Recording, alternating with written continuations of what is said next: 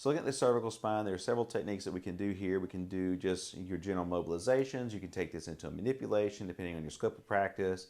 So for our purposes for this video, we're just going to go into mobilization. So what I'm going to do is go underneath Lizzie. I'm going to kind of take both of my hands here and cradle both sides of her spine, cervical spine, on each side of her spinous processes here.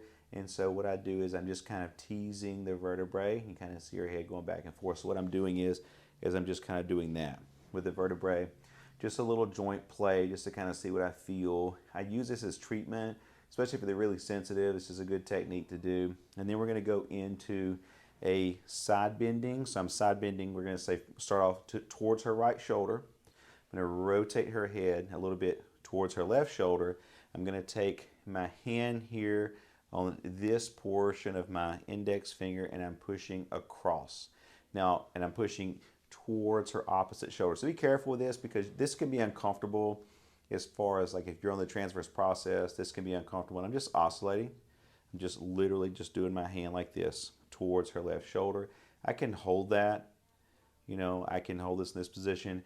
If you wanted to, you could take this into a manipulation or just hold it in this position. Just a nice, good stretch there. And then I'll repeat that to the other side. So I'm going to bring her ear, side bend her towards her left ear, left shoulder. I'm going to rotate her away. Take this portion of my hand here, go right on the side of the spine, and I'm pushing towards the opposite shoulder. And I can sit there and oscillate.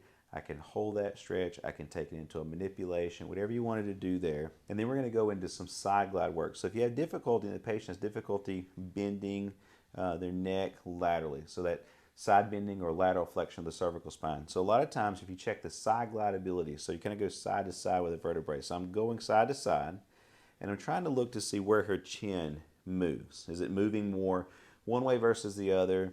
You know, I kind of, you know, everybody's different. So I'm just trying to see what one side is compared to the other side. And so let's say that she's limited with side glide to the left.